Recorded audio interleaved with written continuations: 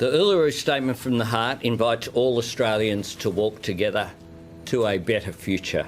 Today, we take a very important step forward on that journey. Recognising Aboriginal and Torres Strait Islander people in the Constitution will be a simple but powerful act. This is about the right to be consulted on laws and policies that are made about our lives. The question that Australians will be asked at this year's referendum is a very simple one. It will read, a proposed law to alter the Constitution to recognise the First Peoples of Australia by establishing an Aboriginal and Torres Strait Islander voice. Do you approve this proposed alteration? That's the question before the Australian people.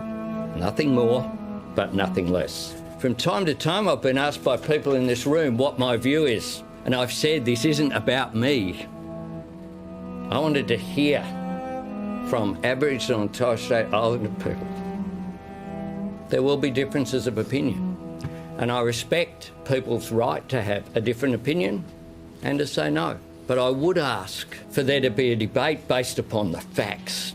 This is the third set of words that the Prime Minister's put. There have been legal ambiguity and doubt around some earlier versions about the words and the way in which they will impact on the Constitution. If you're proposing a very significant change to our founding document, how will it deliver practical outcomes for Indigenous Australians? And if he can't provide that detail, then he needs to explain why. The voice will give independent advice to the Parliament and Government. It won't take decision-making power away from Government or Parliament to not put this to a vote.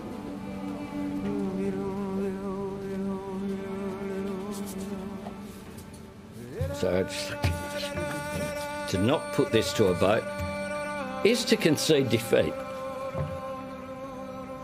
You only win when you run on the field and engage. And let me tell you, my government is engaged. We're all in. We're here to draw a line in the sand and say this has to change, people's lives have to improve. And we know from the evidence that what improves people's lives is when they get a say, and that's what this is about.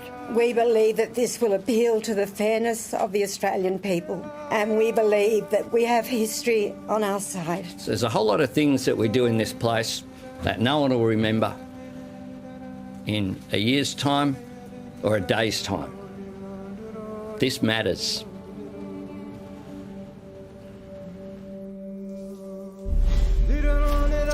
You would have seen Thomas Mayo standing behind the Prime Minister there. He's part of the referendum working group and joins us now.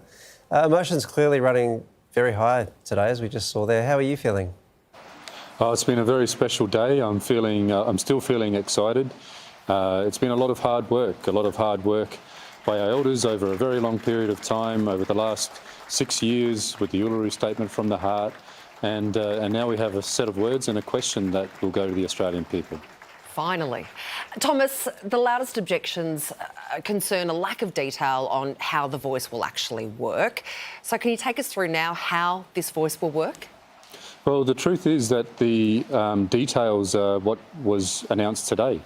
The referendum is about simply enshrining the principle in the Constitution that Aboriginal and Torres Strait Islander people should have a voice, or in other words, the simplicity of having a say about the decisions that are made about them all the time, so that we can improve our lives, improve our communities, and so politicians have some accountability over the decisions that they make. So when you talk about that accountability, will the government have an obligation to consult the voice, or is it really just up to the voice to involve itself in matters where it wants to advise? Well, the voice can be proactive. It can get ahead of things by deciding that a piece of policy is important or a change to something is important, and also the government can invite the voice to make comment on particular things where they are developing policy or legislation. So it could go both ways. And I think a good government would always seek the advice from the voice, from Indigenous people and their communities, because we know from experience that the best programs and the best policies are made with us.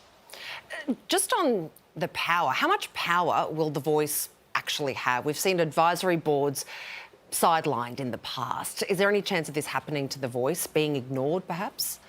Well, we're enshrining it in the Constitution so that there always will be an Aboriginal and Torres Strait Islander voice.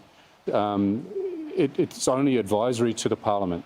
But that doesn't make it powerless, because what the voice will do is it'll give us the opportunity to have a structure behind our representation, to be able to choose representatives who understand our culture, who understand the issues in our communities because they live and breathe them every day.